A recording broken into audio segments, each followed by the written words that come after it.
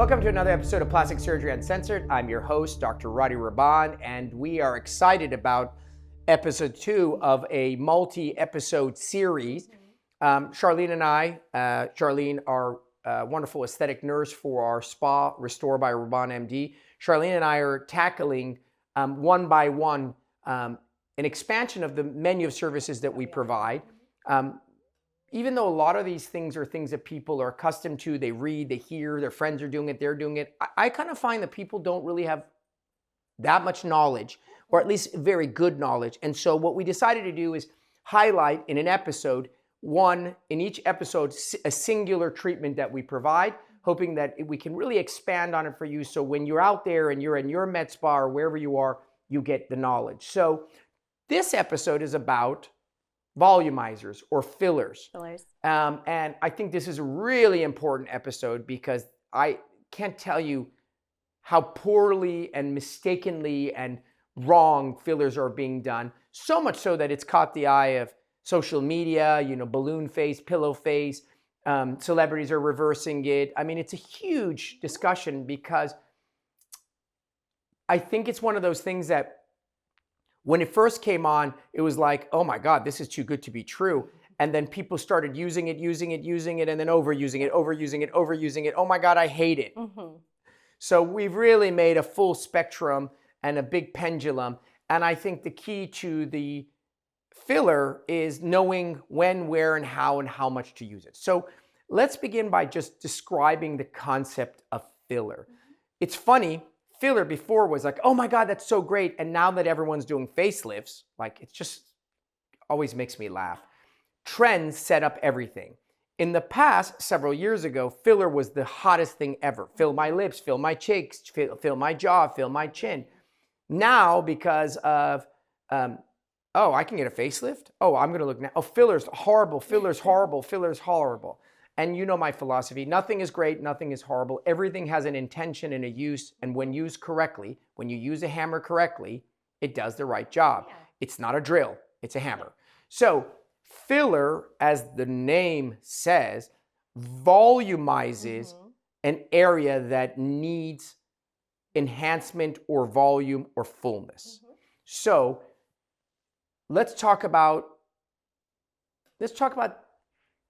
the products that are out there. So in the world of filler, I can tell you there's 1 million products. And these products are so damn confusing that even I, as a person who does this and is in this space, I'm always blown away. They're like, oh, have you heard of blah, blah, blah? I was like, no. Yeah. What the hell is that shit? It's shit. So we're gonna break it down to you in its basic elements. And obviously we'll tell you what we like because that's what we've chosen to use. So by far, the most effective, by far, in my opinion, the best product for facial revolumization is hyaluronic acid-based products. We refer to them as HA. The reason why HA is the #1 product we recommend, and really the only product we recommend, is because #1, it's 100% biocompatible. Means it's made up, hyaluronic acid, it's made up of what you're made up of. Yeah. In the past, this is maybe before Charlene's time, we used to inject collagen, and collagen was horse collagen, right? And we'd have to test you, or bovine or whatnot, and we'd have to inject you with a little of it, and then we'd have to see if you had an allergic reaction. And there was, a decent number of people that their body reacted to. We don't do any testing with HA. Why? Because it's biocompatible. It's in you. You can't react to HA. You're made up of HA. So I love that aspect. The second, and by far the main reason why I love HA, is it's reversible. Do you understand what that means? That means I injected you and you hate it. You're crazy. You're having a complication. What have you? I can run into my exam room, go into the refrigerator, pull up an enzyme called hyaluronidase, vitrease, what have you, inject the area that I injected, and literally within hours, it's all gone. That right there is the only thing you need to know. I would never, and as a result, I don't ever recommend injecting things, and we'll talk about it. Maybe Charlene's done it and she has a different perspective. inject things into your face that has permanency or irreversibility or takes forever to go away. And so as a result, I'm a big fan of HA. So in the world of HA, guess what? There's like 1,000 products. So I would say by and large, there's two main companies. Yeah. Okay. It doesn't mean that they're the right ones, but they're just the two main companies. One company is the Juvederm world, the family of Juvederm, which was the original the original filler, Juvederm, and one world of the Restylane family. And they're like Ferrari and Lamborghini. Yeah. Okay. You can't go wrong.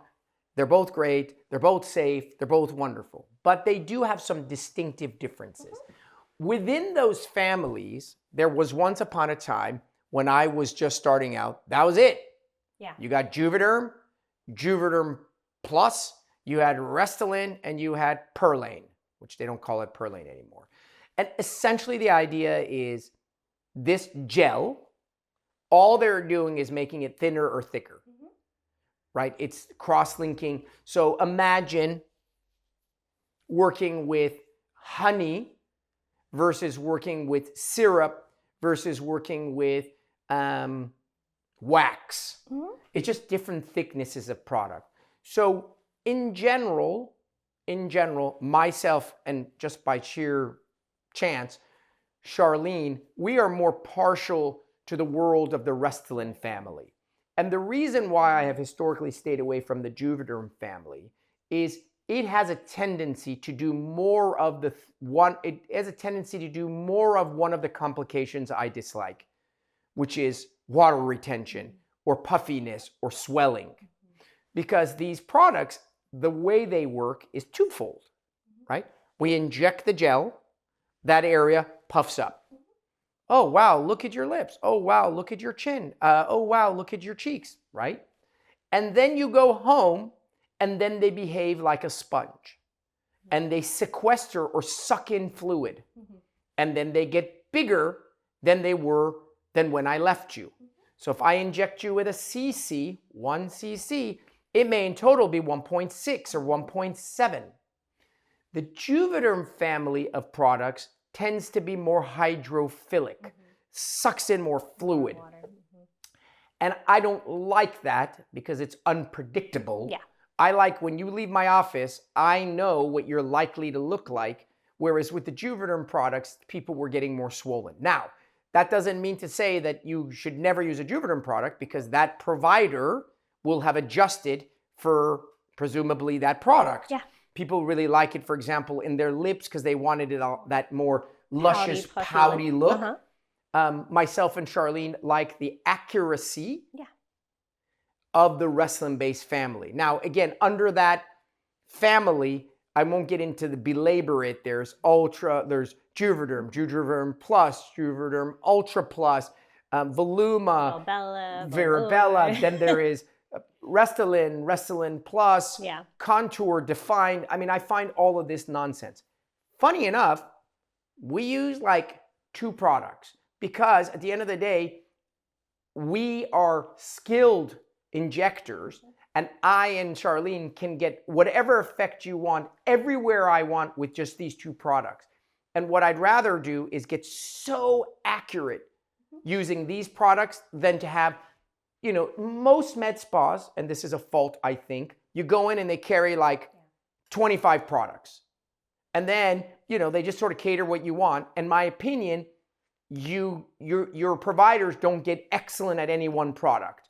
And sometimes I felt it was a little overwhelming. I've worked at places where we did offer a whole bunch of different types of products, and I would sit in front of, our cabinet and be like, what filler should I use? And, sometimes you're like, it's just a little overwhelming. Yeah, and the patients, and the truth of the matter is the patients don't know, nor should they know. It's the provider's discretion.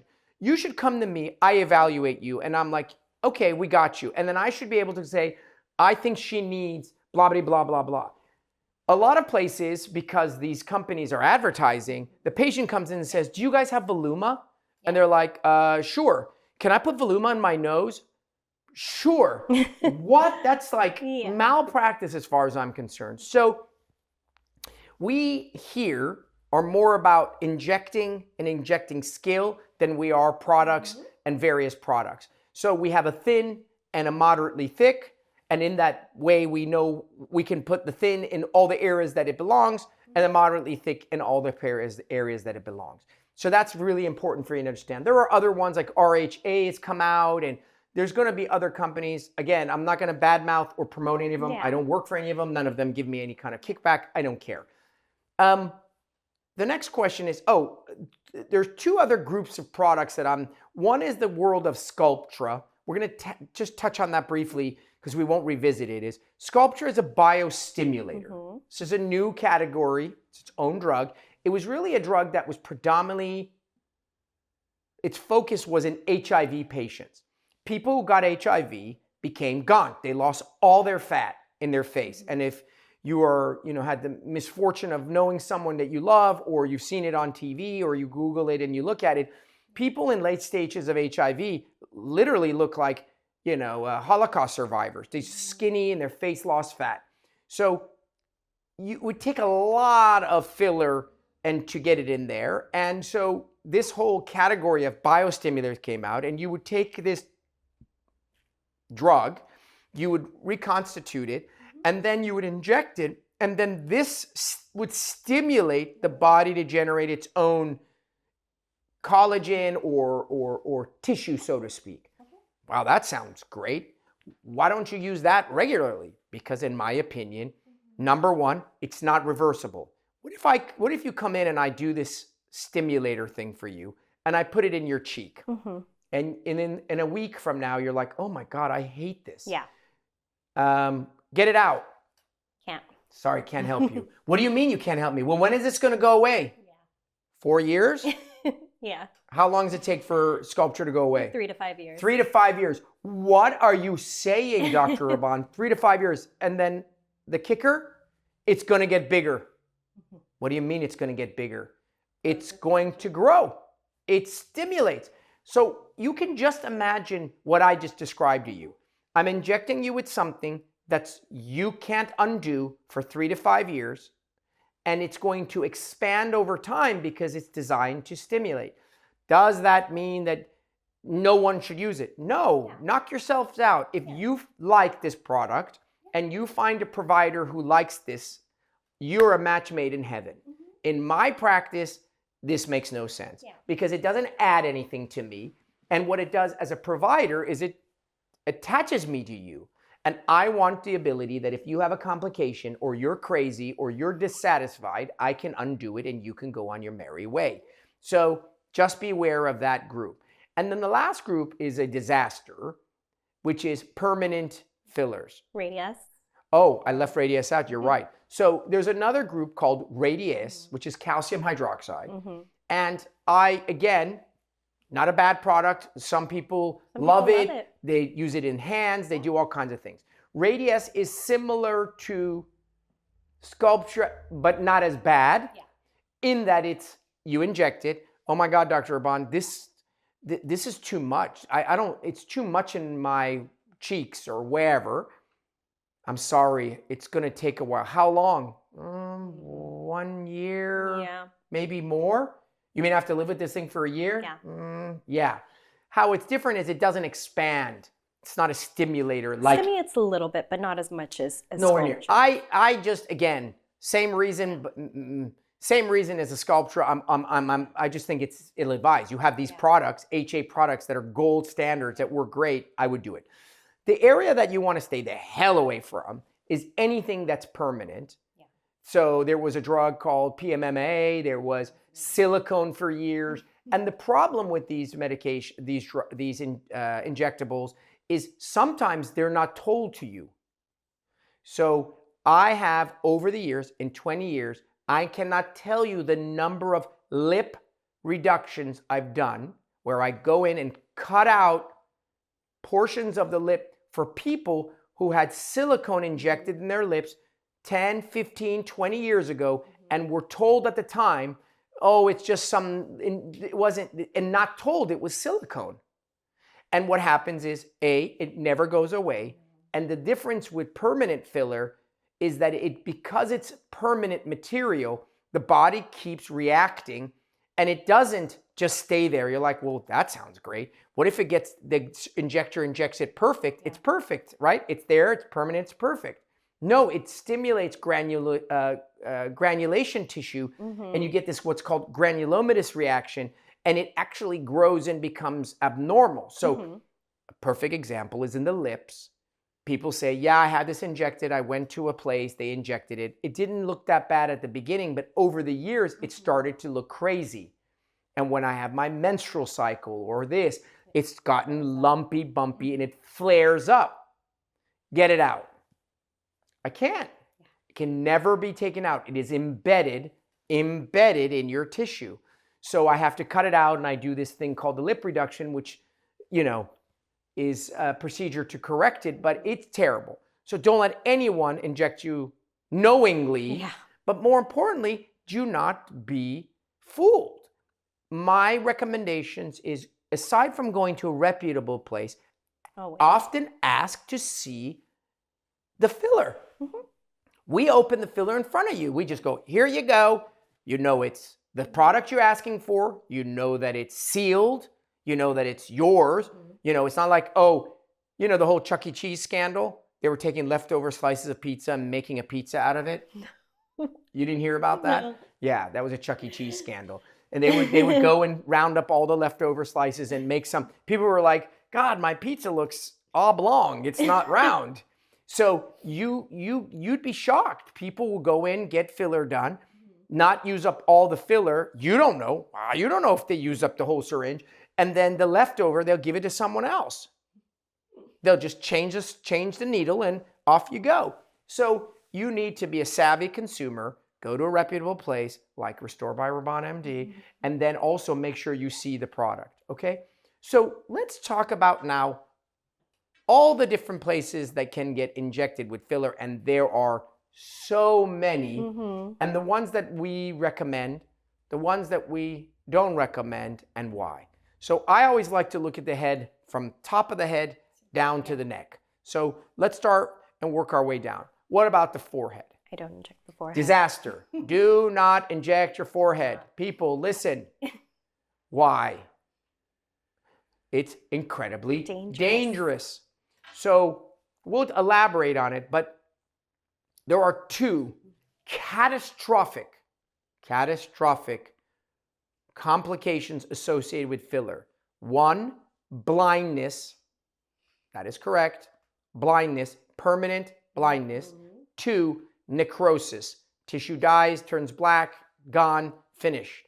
The blindness one is associated with injecting around, not around the eye ball, but around the area of the eye, because the vessels, the blood vessels that are around the eye, the forehead, the nose, underneath the eye, all communicate and lead back to the same primary source. And the forehead has large vessels. And if you start messing there, and your surgeon or your injector, unbeknownst to them, pushes filler into an artery or a vein, and it retrograde, goes back up the wrong pipe, and then goes down the eye pipe, you're going to go blind. So not worth it. The next one is temples. We like temples. Temples a good one. Why would we inject temples? Because it's one of the areas that hollows out very quickly. Correct, because you get peanut head. Peanut head is if you guys ever looked at that a peanut, or that guy, the peanut guy, the main peanut character, the mascot, what happens is that you have bone, hollowness, cheekbones, and you get a concavity in your temples. My sister actually had horrifically deep temples. And it is interesting. It really ages you. Yeah, absolutely. Superbly ages you. It's something that people don't even realize either until you point it out to them. Yeah, and so, what you want is, unlike other things that you want enhanced, this you want neutral. You don't want like big temples. Ooh, those are sexy. You have huge temples. You want your temples to be smooth and in a plane with the rest of it. So again, we love temples. Yeah, done correctly. Right. There is under eye. So this is a very controversial area. So let's talk about under eyes. So for many years, under eyes were being treated left, right, and center. And a very, very, very common issue with under the eyes is something called bread loafing, or getting sort of a fullness underneath the eye. And the eye, the lower eyelid, and that area traps fluid more than anywhere else. And so it was an area that people were over-injecting and injecting the wrong product. Yeah. So if you put any product under the eye, except for basically Restylane, I guarantee you within maybe a month to two and forever, it will get puffy. Because the lymphatics of around the eye just pull it in and you get this puffy bread loafy thing. And that's like the number one common thing that you see in celebrities or people, and you know, you're like, God, that person doesn't look right. You get a cat look. Yeah. The reason you get a cat look is your cheeks start to blend into your lower eyelid. And one of the things that makes a cat look like a cat is their cheekbone is right underneath their eyelid. There's no depth. There is no transition between eyelid and cheek. It's just cheek is the eyelid. So that area needs to, A, be injected incredibly judiciously. I'm talking microscopic, and then only with the product Restylane. And even then you can still get puffiness. Yeah.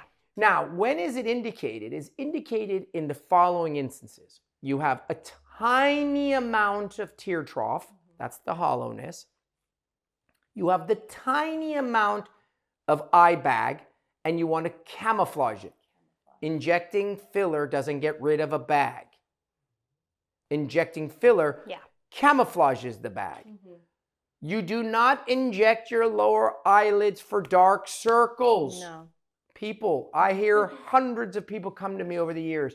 How can I help you? I need filler. What for? My lower eyelids. What is wrong with it? It's dark. It's got a darkness to it. My friend went and got her dark areas filled and it looks great. Her dark areas wasn't pigment. Her dark areas was an illusion of the trough, that the hollow. The hollow looks dark. So when you filled it, it looked less dark. But yours is literally pigment.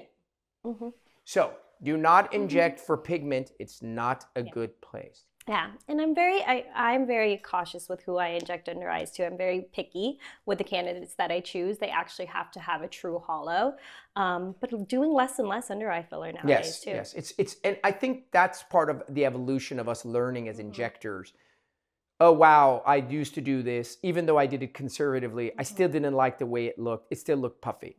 Then we move to what I think is probably the gold standard, the area that I think filler does the best, assuming it's done correctly, which is the mid-face. What is the mid-face? It's cheek and slightly below. Cheek and slightly below. Now the cheek is designed to be a tripod. It's not a ball and it's not one-dimensional. It's a tripod. So there is the cheek as it communicates to the nose. There's the cheek as it's at its peak. And there's the cheek out laterally as sort of we call the cheekbone or arch. And then there's the space underneath the cheek. So 1, 2, 3, and 4, it creates a tripod. So everyone anatomically is designed differently. Some people have really high arches, flat face. That's more Asian. Asians have super high cheeks, arch, but relatively flat. So when we volumize them, we fill in the front to create a little roundness. Some people are really full in the front near their nasolabial fold, but empty and kind of flat on the side. So we create a little bit of an arch or filling out. Some people, like men, are very hollow underneath their cheekbone and they have a gaunter look. Now with men, your goal is neutral. You just want it to be, just doesn't look like I'm, you know, starving, but you definitely don't fill it the way you fill a woman where you want a little volume. So I think the number one area where filler is amazing, and by the way, facelifts do not fix entirely, is mid face volume depletion. So the reason why I say facelifts don't fit it entirely is because when I do a facelift, often I do fat transfer. I do fat transfer because I've lifted up the excess skin, check. I've lifted up the muscles and repositioned them, check. And this person is still lost some volume, and I need to replenish that volume. The mid-face is amazing, and I'm a huge fan of it. So much so that we used to use a lot more cheek implants, and we use less of them because a cheek implant is firm and a cheek should be soft. So I like to replace like with like. Something is soft, we want to replace it with soft. If something is hard, we want to replace it with hard. So I'm a huge fan of cheeks. Now we're going to move to the next controversial area, nasolabial folds. So I have not injected a nasolabial fold myself probably in 10 years. Now, that doesn't mean I never inject it. When I say I don't inject it, I may inject the tiniest amount, but I have completely and totally eliminated that from my practice.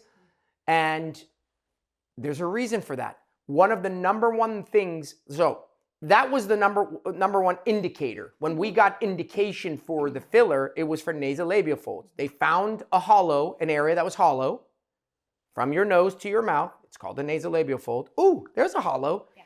Oh, now we have a filler. Okay, let's fill it. And the idea, because people didn't know what they were doing, was to fill it and obliterate it. It's bad. Hollow, bad, fill, get rid of. And what is unique about the nasolabial fold that isn't safe for the temple is it's dynamic. Your temple doesn't move. It's filled. When you smile, your nasolabial fold pulls. And anyone who has filler in their nasolabial fold looks weird. It's weird. It's flat. It doesn't create a natural dynamic movement.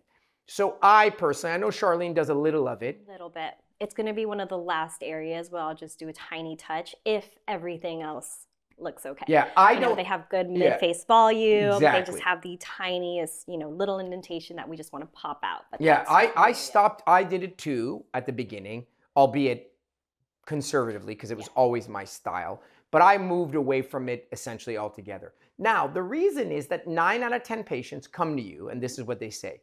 My nasolabial folds look so deep. I need you to fill them. And when you examine them, it's their midface, right above it, that's hollow. So when your midface is hollow, the nasolabial fold avalanches down. Now, this is incorrect. Filler doesn't lift. It's a lie. It's bullshit. Listen to me. It doesn't lift. But as you revolumize the midface and it fills back to normal, the nasolabial fold doesn't look as dramatic because it's not got a hollow on one side and a hollow on the other. It's not a nasolabial fold. It's a nasolabial roll. It's a roll. And when you fill the cheek appropriately, you now look, oh, wow. Oh, my God, my nasolabial fold looks so normal. Yeah. So if you were to get into a bee sting and your midface would expand into a balloon, yes, it lifted your face. Yes, you're right. Now my nasolabial fold is obliterated. But that's a shit ton of volume. Okay? So I would just be careful when it comes to your nasolabial fold. Again, make sure your midface is filled. Otherwise, I kind of never inject. Then we move to the nose. So I'm going to tell you this once. No one should inject your nose unless they are a rhinoplasty expert. I know nurses like to do it. They're very skilled. They're very knowledgeable. They can do circles around other surgeons. It's an area that you shouldn't do unless you can deal with the complication associated with it. And the other thing is, it's a nose. It's fragile. There's architecture in there, thin skin. You can't, I've seen posts on Instagram where they take a nose and they inject so much filler trying to do a nose job. And it makes me cringe. Yeah. The only thing you should do with filler in your nose is when you have a hump, like mine, and you have a deep radix, that's the beginning part, and you can fill it in. And by the way, this is close to the vessels near your eye. And you fill that radix. As you fill the radix, it creates the illusion that your hump is going away. Similar to what happens under the lower eyelid. You fill it hollow, it makes something look like it went away. Maybe you put a touch in the tip, but none of this nonsense that you're trying to lift the tip and whatever. If your nose is otherwise, and sometimes when patients' noses is crooked after a rhinoplasty, I'll put a tiny amount on one side to straighten it. But again, this is nuance-based stuff. This isn't something you go, oh, I want a rhinoplasty. I'm going to go to my spa and go get a liquid rhino. I just think it's ill-advised. There's so many other ways to take care of yourself other than that. So we'll leave that at that. Then we get to lips. Very famous, very popular, went overboard. Everyone knows lips as a duck lip. Now we have to walk everybody off the ledge. Every time anyone comes in here, I have to go through this whole shebang. I want my lips done, but I don't want it to look like a duck. And because everyone's petrified, they're going to look like these weirdos. That's because they went overboard. Lip injections only look terrible after you've injected like 4 syringes. Yeah. So a small amount, 1 syringe, evenly distributed here and there will look elegant. Yeah. I do it in older women. Yeah. It looks beautiful. But it's a tiny amount. Tiny amount over time too. Over time, what happens is people go in, inject a syringe, then 2, then like it's still there, and they come back a month or 2 later, and they keep expanding. Where do you think your lip's going to go? Yeah. Forward.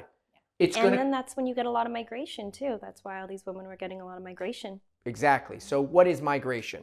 Migration is when you're putting too much filler that the filler has to go somewhere, so it'll migrate into other parts of the tissue. Very good. So migration, the concept is your face is not a balloon. It's finite. And if you keep shoving cc after cc of filler in a space, if it cannot accommodate it, it will go somewhere else and it'll go to the next closest area. So one common thing was people were getting this very full upper lip, meaning from the nose to the lip, the top of your lip, which should have nothing, if anything, should be concave. A beautiful, youthful upper lip is concave, was filled and it looked like ridiculous. So now if you're lucky and you did HA, we could reverse it. If you were unlucky and you put silicone, you're fucked. Because I can't fix the upper lip. I can only fix the lip proper. So be very careful with lips. Then we move to marionettes. So marionettes are also an area that, so let's talk about why it happens and then how it is. A marionette is the equivalent of a nasolabial fold, except it's for the jaw. So that means as you get older, your jawline, your skin starts to relax and you develop a jowl. There's a very rigid area called a sulcus, where your skin is attached, and then there's a nasolabial fold, a marionette. So again, your skin, you're 46, you're 52, you're 58, your skin relaxes. In your upper face, it creates a hollow in your midface and a big roll at your nasolabial fold. In your lower face, it creates a jowl and a marionette. So the treatment is a facelift. The end. Now, not everybody wants a facelift. Now, some people, it's early and they haven't quite yet, they're going to wait to do it. In a young person, a little bit of filler in the marionette, again, you're camouflaging it, you're not fixing it, is okay. What was happening was women kept getting more and more, and then they were getting what I call the koi look. Like, you know, koi fish, they have this like pouty side, and like this, everything was so heavy, or a bulldog look. The mouth became so wide and so heavy and so squared off that it looked incredibly masculine. Now, unlike the angle of the jaw, which is nice, as strict and sharp, the front of your mouth as a woman should be relatively tapered. You don't want a wide, bulldoggy look. And so a lot of older women who should have been released from their injector, Mary, I'm so sorry. I can't help you anymore, Mary. Yeah. You need a facelift. Yeah. You don't want a facelift? No problem, Mary, but I'm not going to inject you anymore. Yeah. Listen to what I just said. You don't want a facelift? No problem, but I'm not going to do assisted suicide. Well, people are like, well, she wanted it. Yeah. Oh, she wanted it. You can't just do things because people don't want to do what's correct. Yeah. And they just keep filling them and they get too wide. And this is actually one of the most common things that celebrities were getting was puffiness under their eyes and widening of their mouth. This was prior to 2024. Why prior? 2024 was the Ozempic facelift era. That explosion, the explosion of Ozempic facelift occurred in 2024. People finally had the light bulb. They went on Ozempic. Everyone was getting skinny. Celebrities were getting facelifts at 45, looking amazing. And they realized, oh shit, filler isn't the solution. Surgery was the solution. So now we've had a real backlash on filler. Mm-hmm. People are now going, oh, I don't want filler, I want a facelift. Oh, I don't want filler, I want a facelift. But then we've also been getting Ozempic face, right, where people have gotten a lot of volume loss in their face. Yes, for sure. But what I'm saying is that this is the interesting part. We went from, wow, this is crazy. I look at this tool, I can fill everything, to overfilling them, to now I'm sick of it. And then all these celebrities are like coming out as if they're, coming out of the closet that they're gay or something. They're like, oh, I've had filler and I hate it. You're kidding me. You're joking me. You had a filler. I mean, it's obvious you had filler. Yeah. The next area of filling, I'm not a fan of. I think you'll maybe disagree with me on that. Is I hate chin filler. I posted this. I got a couple of filler people who jumped on and said, oh, the response to everything whenever there's somebody who's trolling on my site is, you don't know how to do it. It's like, really, I don't know how to do it. The reason I don't like chin filler, and I know you don't mind it and you do it occasionally, whatever, is you're replacing hard with soft. Whereas I love cheek filler. Chin, as you volumize, you're trying to get a chiseled, sharp look, and it doesn't expand. It migrates. It goes downward. It gets rubbery. And when you put a small chin implant in, it's a home run, chiseled and sharp. And so maybe you can get away with a CC. Maybe. But I have seen so many posts by charlatan doctors who are like, look at this surgical, non-surgical chinog. And they're like, 4 syringes. And they look crazy. Yeah, I agree. I mean, people have gone overboard. But again, it's all about, selecting the right patient and looking at the anatomy, really doing a nice assessment and seeing if they're a candidate for it. And with everything, I'm super, super conservative. And I think that it could be done correctly if the patient was a candidate. I have a tiny drop of filler in my chin. I do like maybe 0.2 cc's every, I don't know, I haven't done it in like 3 years. And I think it made a huge difference from making my face more round. That's different than a chinog done with filler. So this is what I'm referring to. Up to a cc, up to a syringe, you can dabble in it and it gives you a little pop or an enhancement. Fine, I get it. Yeah. Like I put a little bit in, I'm not gonna go get a chinog, Dr. Rahban. I put a tiny, okay. Yeah. I'm talking people with recessed chins that are going and getting syringes of filler put in. I just, what can I tell you? Because I have access to the entire portfolio of tools, I can fill you and operate on you, I'm always going to defer to the thing that gives the best result. When you're an injector, your tool is injecting. Yeah. So you're selfish because you won't release the patient and you keep recommending to them the thing that you do. Whereas you should say, you know what?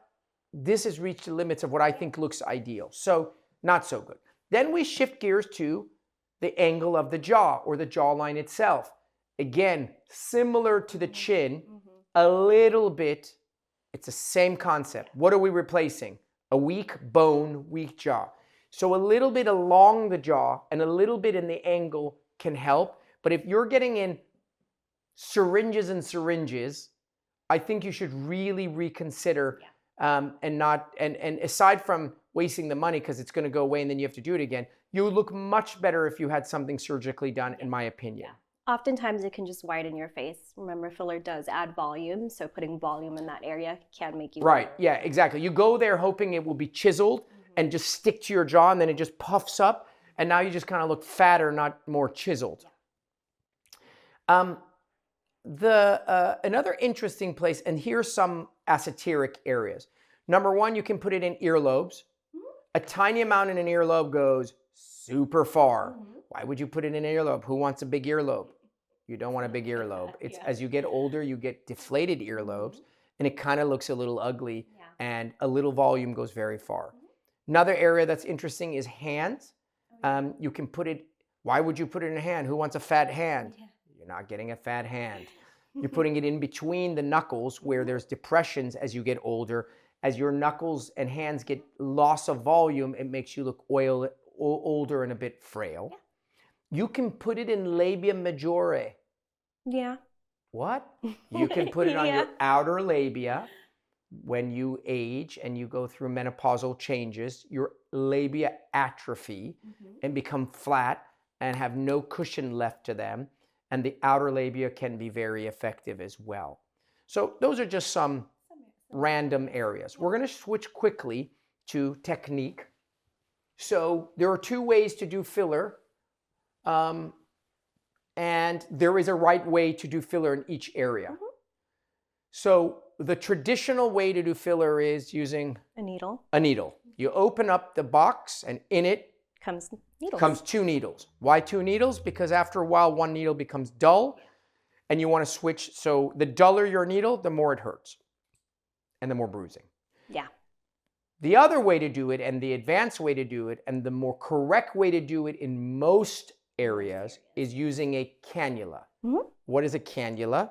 A cannula is it looks like a needle, but it's blunt at the end. Right. It's kind of like it's a long liposuction-like cannula, thin and tiny. Very thin. The hole is on the side, not at the tip, and the tip is round and blunt.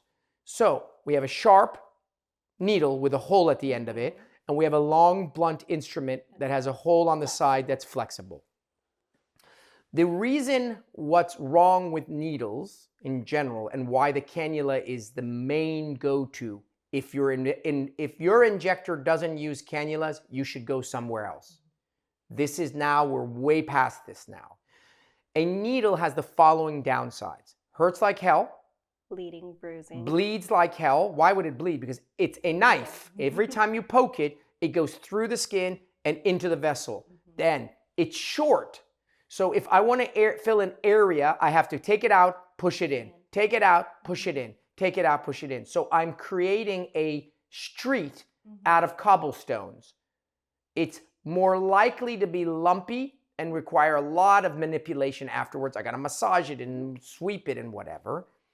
And it has a risk of blindness because you have a needle, and that needle can go into the artery, into the vein. And the hole is at the end of it. So when I push filler out, it's coming straight out of the end. Whereas the cannula is blunt, it's very difficult to almost impossible to puncture something. And the filler comes out of the side, so you're not pushing it in.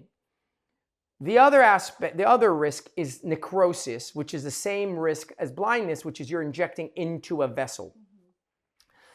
The pain is significantly less with a cannula. So now let's shift over to cannula. A cannula, you can do a lot of filling from one area.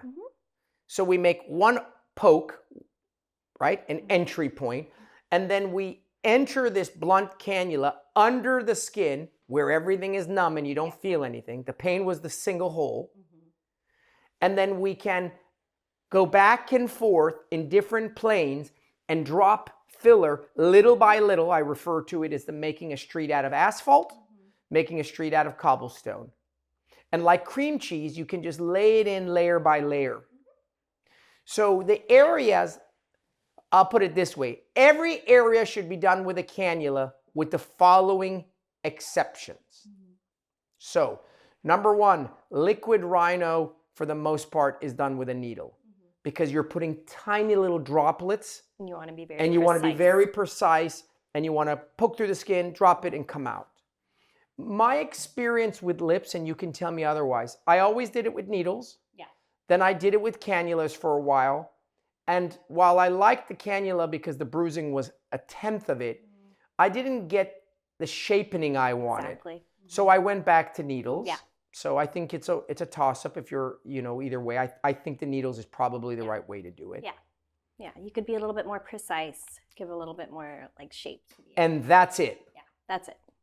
What do you mean that's it? Temples, cannula. Temples are like cannula. Upper brow, cannulas. Lower eyelid, cannulas. Mid-face, cannulas. Marionette, cannulas. Chin and jaw, if you do it, the cannulas. There's tiny areas where if I do need some projection, I'll use a needle, but very small amounts, and it's in conjunction with. Yeah, the only areas that you can use it is if you're trying to efface or flatten out a tiny little bit of a marionette or a tiny little bit of a nasolabial fold. Maybe you add a little bit and it's just like a touch of it. But why I'm telling you that is that if you're in a spa currently getting injected and your provider is essentially just using a needle throughout, while that's okay, you're not at the gold standard. And I think you're getting way more bruised, way more pain, way more irregularities, way more lumpiness than you need to. So my suggestion is you should shift over. Yeah. So let's talk about recovery, because some people have never done fillers. So what you can expect from the recovery of a filler? I mean, just like anything else that you do, you'll have a risk of swellings, risk of bruising. It's going to be different per client, different depending on the area that you treat, but it should be very, very low for the most part. Yeah, unlike Botox, which should have almost zero issue. You come in, you do it, you go about your lunch, you've been done. Maybe 1 out of, 100 bruises. Filler has a little bit more recovery to it. In other words, I wouldn't do it and then like have a big event the next day. I think you will regret it. It depends on if you take blood thinners, we ask you to take no blood thinners. With Botox, you can get away with it. It's not ideal, but it's no problem. Filler, if you're on aspirin, if you're taking a bunch of Motrin, Advil, ibuprofen, you're like fish oils, you're likely to bruise more. Yeah. Secondly, you're definitely going to bruise from needles, lips, you're likely to do it. Even if you're an amazing injector, you'll get a bruise here and there. With cannulas, the bruising is a tenth, a fraction, maybe almost nothing. Yeah. You have different areas. So mid-face, cheeks should have almost no bruising. Lips, you'll get some bruising. Noses, a little bruising. Under the eyes using a cannula, should have no bruising. Temples should really have no bruising. So you'll be a little swollen, and with filler, you need to be patient. You will often pass point a little bit. So our goal is for you to be, let's say, at a 5.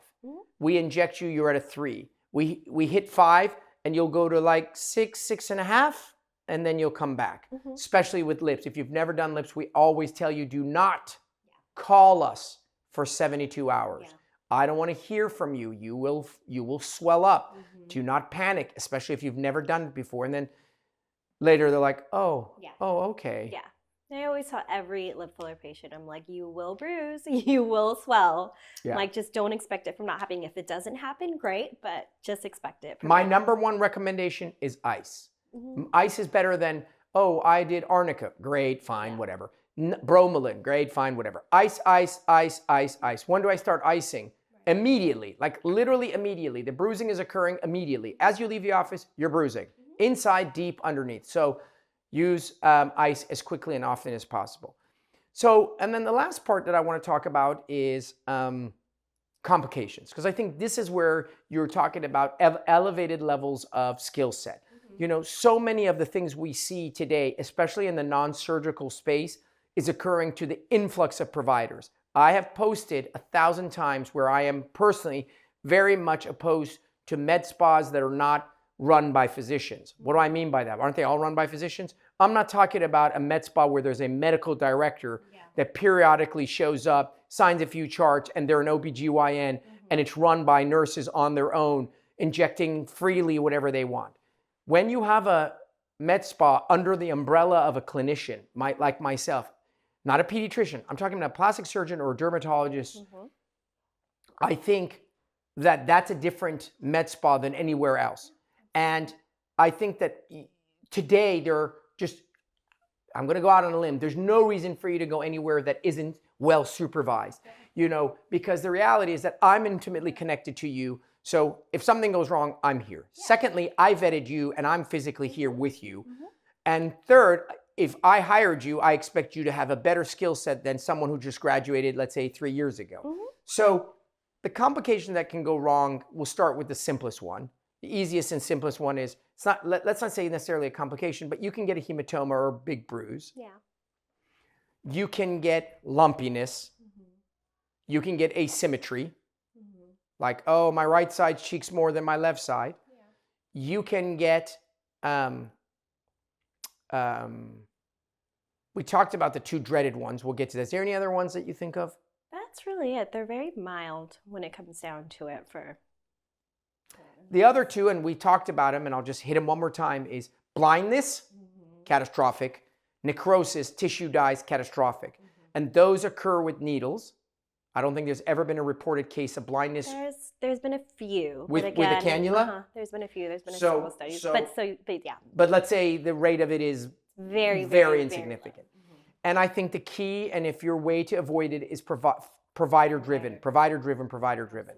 And if, God forbid, that ever happens and you notice and you went and got injected and you go home and you're like, wait, this doesn't look right, call immediately, go back and use the drug, Vitrace or hyaluronidase. Like, you should ask when you go to get filler. This is what I would recommend you. Walk in, you're about to get filler, say, do you guys have hyaluronidase, also known as Vitrace, here on in-house in your refrigerator right now? And as a provider, you should make sure, I mean, just for you and your safety, that you should always have them in place. Right. No, but I will never inject a patient if I don't have any. We'll get it if needed. We'll call the pharmacy. No. I've canceled days when I've worked and had no hyaluronidase inject. So literally, it is and it's like having a forest fire and having no water in the hydrant. Like you need it to put out the fire. So you want to make sure, don't rely on them. You should ask, just like you should look at the filler when they open it. You should ask, hey, great, oh my God, that's great, Susie. Hey, do you guys have Vitrace here in the refrigerator? Can you go check for me? Because they'll, we have it. And God forbid you need it that moment. It's not like you just go get it from CVS. You got to go get it from a pharmacy. So very, very important. Anyways, I think that's a wrap. I think we covered A to Z of injectables and fillers together. Hope you guys enjoyed that. The goal, as always, is to educate you so that wherever you are, we love it if you came to our spa, but some of you are listening from, I don't know, the UK or Australia or where have you, or you're in another state. Obviously, you're not going to fly out here just to go and get some filler from us. So just be careful when you do things. And now I hope you're just that much more educated. As always, I have two requests. One, if you love our show, go write a review, go write something nice. Say, oh my God, we love your show. You're the best. Makes everybody who works on the show happy. And secondly, share our podcast with the people you love. The last thing you want to hear, God forbid, is someone you care about has a complication and you're like, God, I wish they had listened to that episode. You just never know who's going to go where. So send it, download it, subscribe, and share. All right, Charlene, that's a wrap. Guys, tune in next week. We have yet another episode. We're going to be talking about lasers. I think that one's going to be even more interesting than this one. So that's a wrap. I'm your host, Dr. Rady Rahban. See you next week on Plastic Surgery Uncensored.